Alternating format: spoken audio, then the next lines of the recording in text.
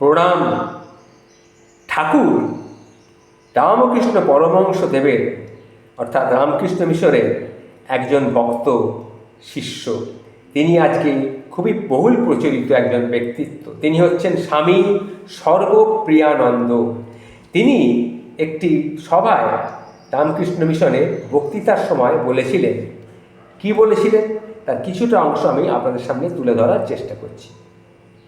তিনি বলেছিলেন, আমি হচ্ছি মনের একটা ক্রিয়া মাত্র। আমি মনের একটা ক্রিয়া মাত্র। আমি মন, বুদ্ধি, অহং, চিত্ত নই। শুনতে খুব বিপরীতমূলক মনে হচ্ছে, কারণ এটা বলতে গেলেও তো মনের দরকার। আচ্ছা, আপনি যখন বলেন যে আমি খুব খুশি, তখন বলেন জিভ ও ভোকাল কর্ড দ্বারা, অর্থাৎ জিভ এবং ভোকাল কর্ড দিয়ে এই কথাটা বলেন যে আমি খুব খুশি। না, আসলে মন খুশি সেটাই প্রকাশিত হচ্ছে জিভ এবং ভোকাল কর্ডের দ্বারা। আবার ধরুন, আপনি একটা মাইক দিয়ে দূরের কাউকে বলছেন আমি মাইক নই। এখানেও আপনি যে মাইক নন সেটা বলতে আপনাকে কিন্তু ওই মাইকেরই প্রয়োজন, কিন্তু আপনি মাইক থেকে আলাদা। একইভাবে আপনি মনের দ্বারা এই সত্যকে প্রকাশিত করছেন যে আপনি মন নন, আপনি মনের থেকে আলাদা। এইবার আরও একটা চরম বিপরীতমূলক কথা আমি বলছি, সেটা হচ্ছে যে আমি অহং নই, অর্থাৎ আমি নই। আবার বলছি, শুনুন, আমি অহং নই, অর্থাৎ আমি নই।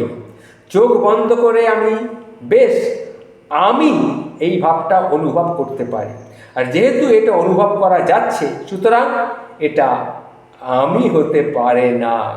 যে অনুভব করছে সেই আসলে আমি। অহং বা আমি হচ্ছে মনের একটা ক্রিয়া মাত্র, যেটা মনে যা ঘটছে সেটাকে নিজের বলে যুক্ত করছে। যেমন চোখ কিছু দেখছে, মন বুদ্ধি সেটাকে অনুধাবন করছে, আর অহং বা আমি বলছে আমি দেখছি।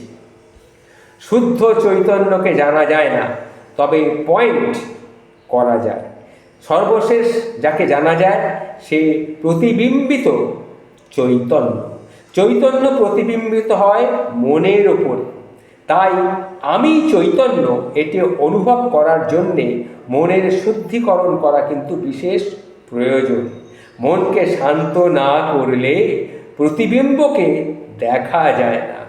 এই প্রতিবিম্বিত চেতনাই মনের সাথে যুক্ত হয়ে আমি ব্রহ্ম, সৎ চিৎ আনন্দ স্বরূপ। আজ থেকে প্রায় 15 বছর আগেকার কথা।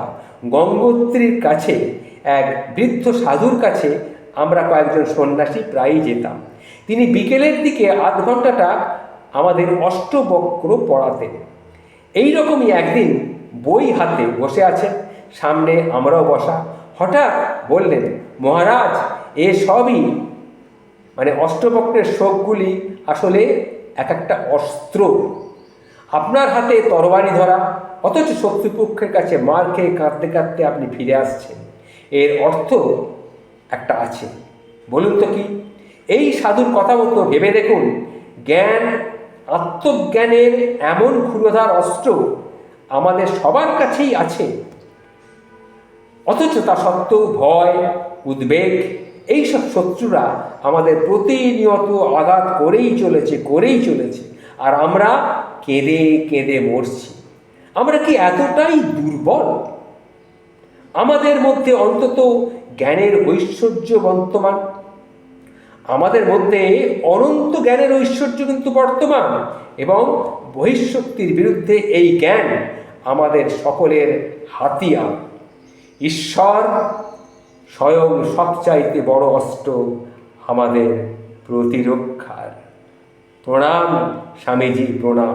এই কথাগুলি আমি আবার ওনার নাম উল্লেখ করছি। উনি হলেন স্বামী সর্বপ্রিয়ানন্দ।